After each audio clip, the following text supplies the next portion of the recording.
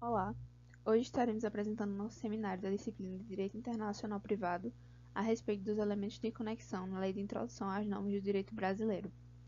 Nosso grupo conta comigo, Beatriz, Jamile, Pedro e Sandro, cujos nomes completos estão constando nos slides. De forma introdutória, precisamos explicar mais especificamente a respeito dos elementos de conexão e da LINDB. Os elementos de conexão eles são justamente os critérios utilizados pelo direito internacional para determinar qual legislação nacional específica deveria ser utilizada no caso concreto. A Lei de Introdução às Normas do Direito Brasileiro, mais conhecida como LINDB, ela foi originada como uma lei de introdução ao Código Civil de 1942 e ela é responsável pela determinação da forma como as legislações devem ser criadas e aplicadas no ordenamento brasileiro. Mais especificamente, qual legislação deve ser aplicada em caso de conflitos de normas internacionais. Dito isso, a importância da presença dos elementos de conexão na Lei de Introdução às Normas do Direito Brasileiro se dá justamente por essa sensação de previsibilidade e segurança jurídica que ela traz, por determinar que, em caso de conflitos específicos de leis internacionais, esses elementos de conexão deverão ser utilizados para determinar qual a norma deve ser aplicada. Então, seu objetivo é basicamente evitar arbitrariedades, estabelecendo que, nesses casos de conexão internacional, já existem critérios previamente definidos para a aplicação da legislação específica. O primeiro elemento de conexão que nós falaremos será o domicílio, que está presente nos artigos 7º e 10º da LINDB. Esse critério está justamente relacionado à residência habitual ou ao centro de interesses de uma pessoa, porque ele é determinante em casos especificamente de capacidade civil, estado civil e regime de bens. A capacidade civil ela trata justamente da aptidão para exercer direitos e contrair obrigações. Já o estado civil ele trata sobre a validade de casamentos, divórcios, separações ou questões sobre guarda de filhos. Já o regime de bens, ele diz respeito ao regime escolhido em questões de união estável ou casamento. Nesse contexto, as únicas exceções a esse critério de conexão são justamente os casamentos realizados no exterior, quando eles são regulados pela lei do país de celebração, que trata-se da Lex Loci Celebrationis.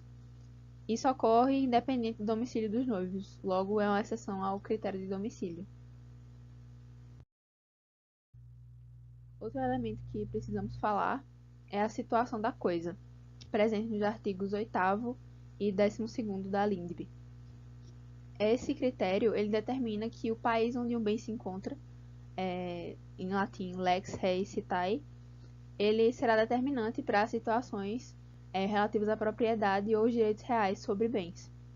A sua aplicação é majoritariamente presente em casos que envolvem bens móveis e imóveis, como disputa sobre propriedade ou uso do bem imóvel localizado em outro país.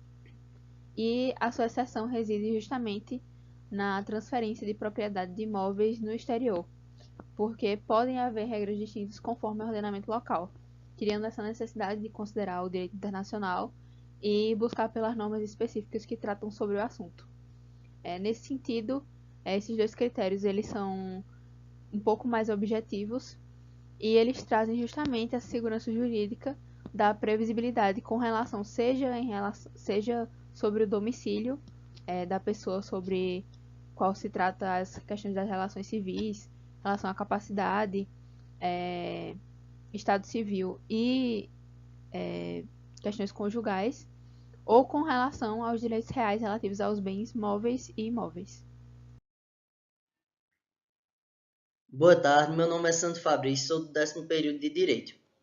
Dando continuidade ao que nossa amiga Beatriz falou sobre elementos de conexão na Lei de Introdução às Normas do Direito Brasileiro, a LINDB, em sequência de nossos slides, hoje eu vou falar sobre a Constituição do Ato.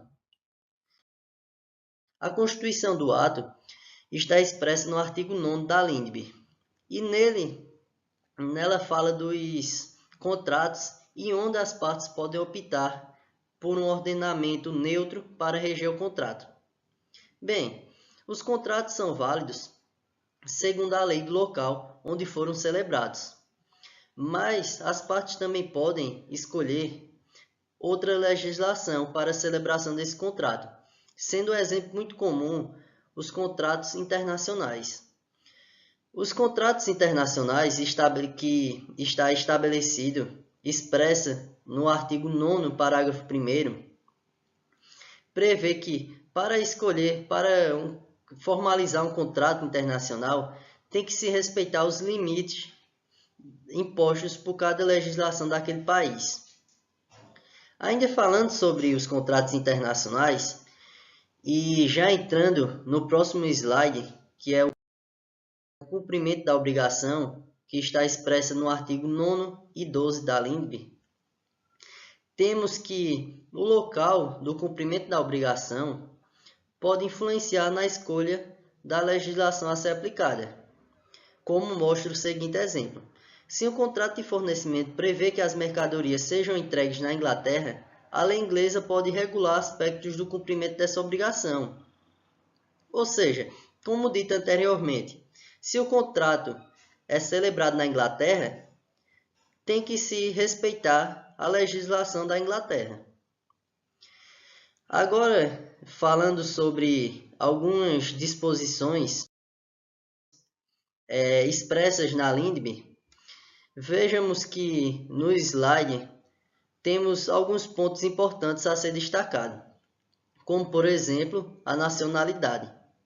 A nacionalidade, podendo o estrangeiro se naturalizar brasileiro, escolher o regime de bens brasileiro. Ou seja, com anuência, tem que ter a anuência do seu cônjuge. Outro aspecto muito importante é a lei aplicável. A lei aplicável, o cumprimento da sentença no Brasil é proibido a lei estrangeira que ofenda a soberania nacional. E por último, temos a prova e eficácia de atos estrangeiros.